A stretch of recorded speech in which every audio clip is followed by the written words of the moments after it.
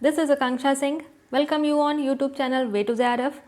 आज हम डिस्कस कर रहे हैं पीजीटी और जीआईसी 2020 जो भी एग्ज़ाम होने वाला है उसके लिए फिजियोलॉजी के क्वेश्चंस, क्योंकि पीजीटी और जीआईसी में एक अच्छे खासे अमाउंट में फिजियोलॉजी के क्वेश्चन आते हैं।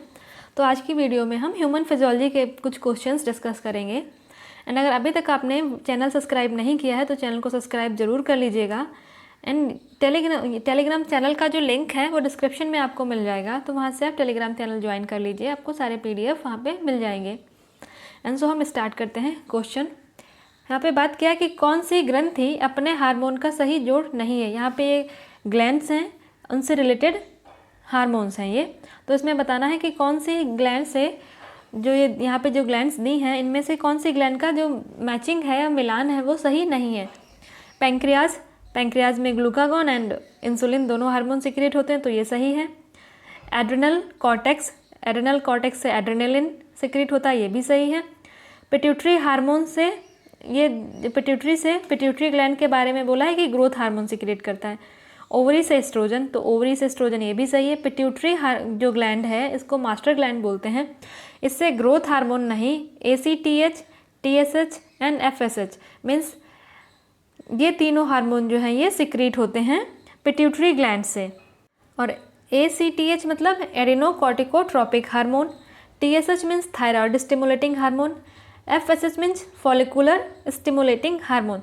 तो पिट्यूटरी ग्लैंड से ये हार्मोन सिक्रीट होते हैं, ना कि ग्रोथ हार्मोन। तो यहाँ पे पूछा गया है कि कौन सी ग्लैंड है जिसका अपने हार्मोन से सही जोड़ नहीं है, तो ये पिट्यूटरी ग्लैंड जो है इसमें से ACTH, TSH और FSH ये हार्मोन सिक्रीट होते हैं, ये ग्रोथ हार्मोन सिक्रीट नहीं होता है।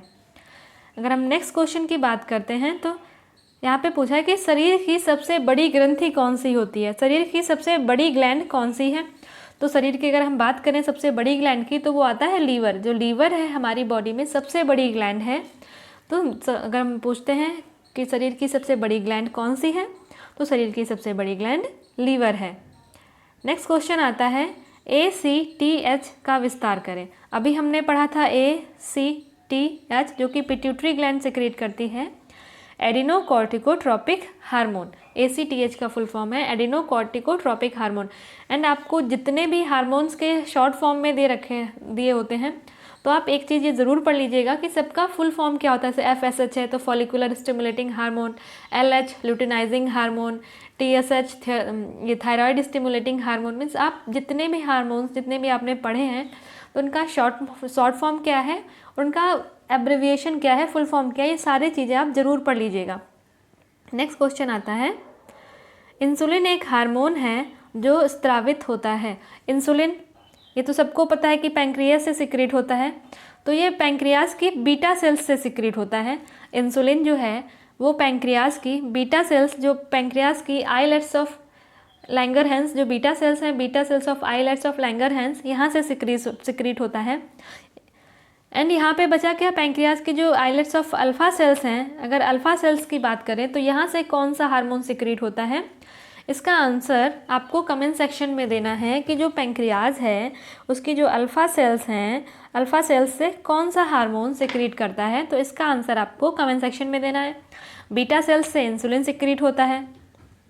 नेक्स्ट क्वेश्चन आता है उस हार्मोन का नाम बताइए जो मानव शरीर में रक्त ग्लूकोज स्तर को सामान्य रखता है।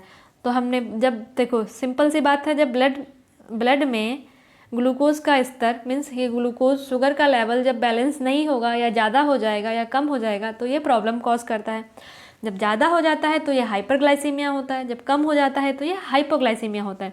तो ये जो ये ब्लड में जो ग्लूकोज का लेवल है इसको जो मेंटेन करता है वो इंसुलिन है। इंसुलिन जो है ब्लड में ग्लूकोज के लेवल को मेंटेन करके रखता है।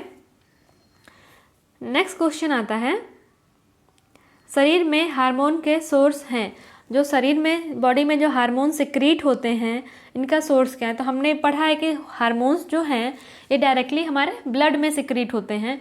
मींस जो भी इंडोक्राइन ग्लैंड्स हैं ये डक्टलेस ग्लैंड होती हैं, इनमें कोई डक्ट नहीं होती है। ये डायरेक्टली जो भी हार्मोन सिक्रीट करती हैं वो ब्लड में सिक्रीट करती हैं। सिंपल सा एग्जांपल है पैंक्रियास से जो इंसुलिन सिक्रीट होता है वो डायरेक्टली हमारे ब्लड में सिक्रीट होता है। जब क्योंकि ये ब्लड में पहुंचता है तभी तो ग्लूकोज के लेवल को मेंटेन करता है।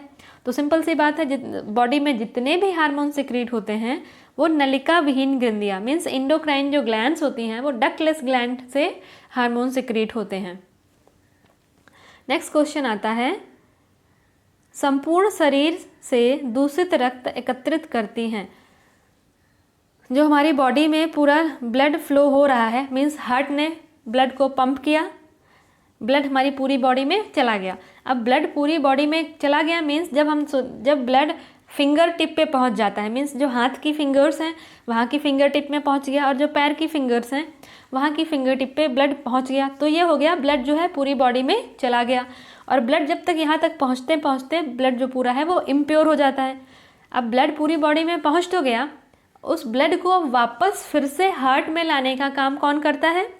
तो ये जो इम्प्योर ब्लड है उसको वापस हार्ट में वापस लाने का काम जो है ये सिराएँ वेन्स जो हैं हमारी बॉडी में जो वेन्स होती हैं ये वापस ब्लड को वापस हार्ट में लाने का काम करती हैं, जो कि वेन्स करती हैं। इम्प्योर ब्लड को वापस लाने का काम वेन्स करती हैं।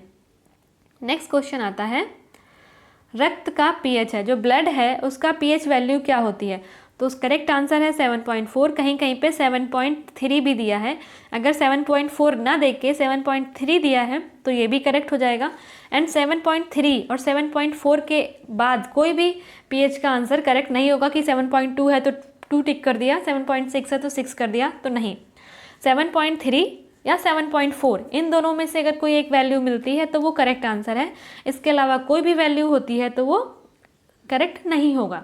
तो ब्लड का हम पीएच की अगर बात करें, रक्त के हम पीएच की बात करें तो वो 7.4 होती है।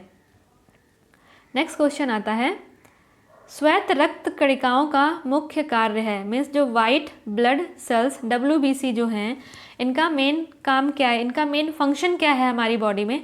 और जो WBC हैं इनका जो लाइफ साइकिल होता है 6 to 7 डेज, मैक्सिमम 10 डेज का होता है।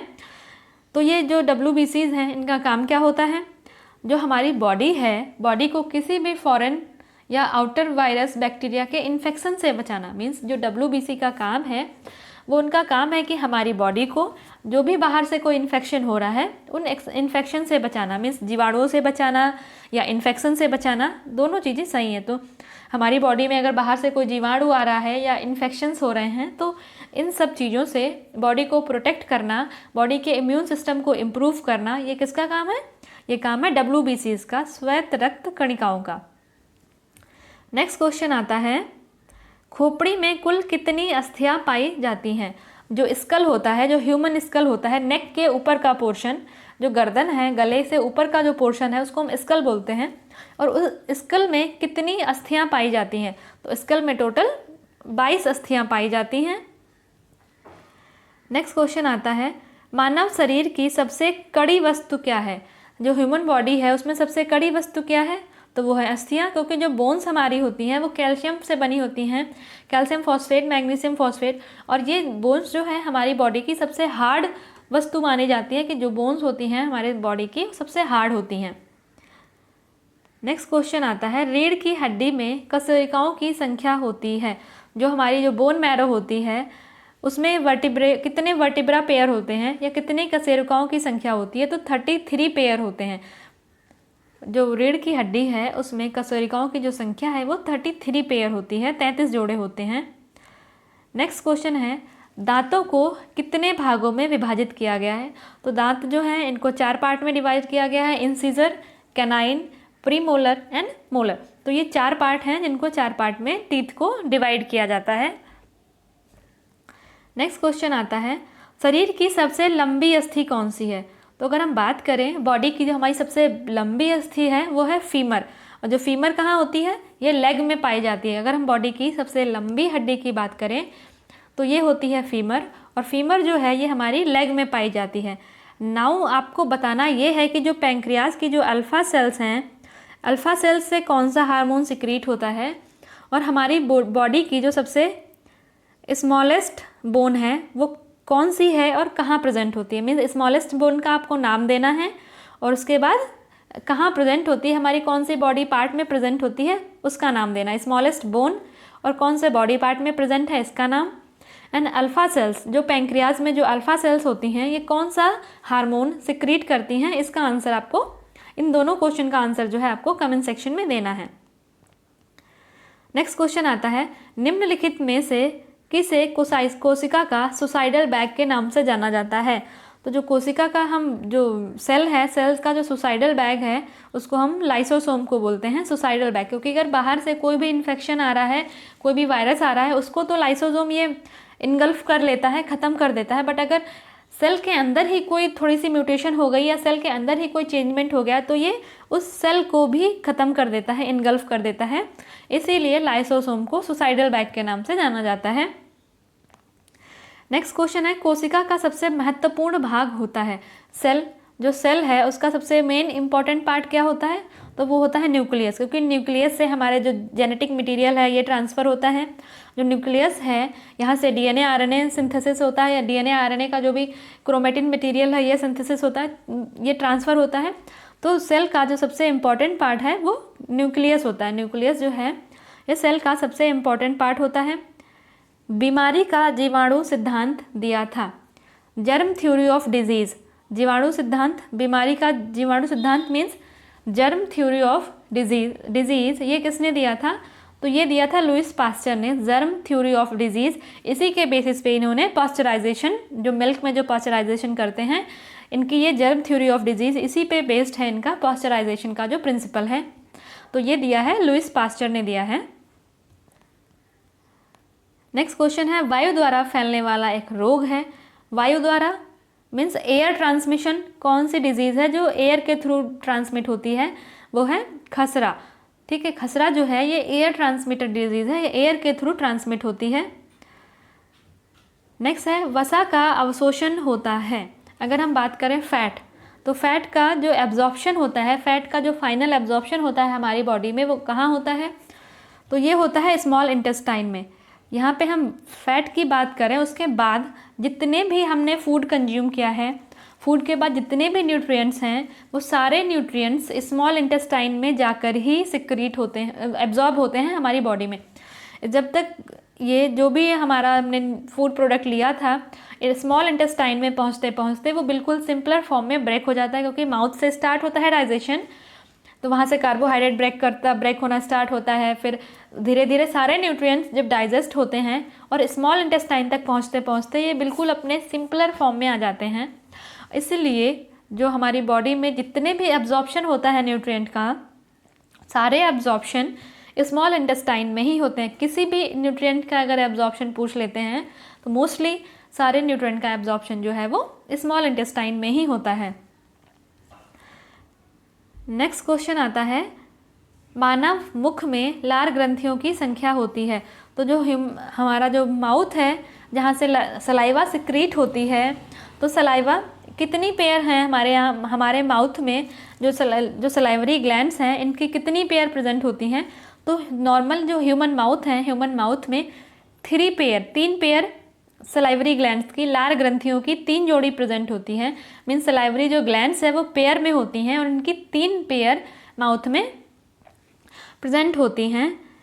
सो अभी आपके पास क्वेश्चन क्या है, जो अल्फ़ा सेल हैं, ठीक है, अल्फ़ा सेल से कौन सा हार्मोन सिक्रीट होता है, उसके बाद सबसे स्मॉलेस्ट बोन कौन सी है हमारी बॉडी में और कहाँ प्रेजेंट होती है, और अभी हमने बात की कि सलाइवरी ग्लैंड्स।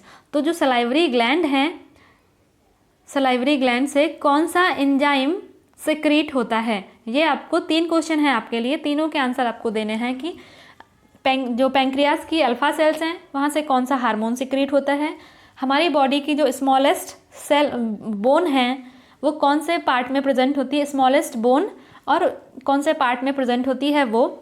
उसके बाद सलाइवरी ग्लैंड, हमारे माउथ में 3 pair of salivary gland present होती हैं, और सलाइवा से कौन सा एंजाइम सिक्रीट होता है।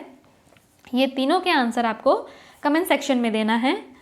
एंड अगर वीडियो आपको अच्छी लगी हो तो लाइक एंड शेयर ज़रूर करिएगा। अगर अभी तक आपने चैनल सब्सक्राइब नहीं किया है तो चैनल को भी सब्सक्राइब जरूर कर दीजिएगा। मिलते हैं नेक्स्ट वीडियो में, तब तक के लिए wish you all the very best, good luck, bye bye.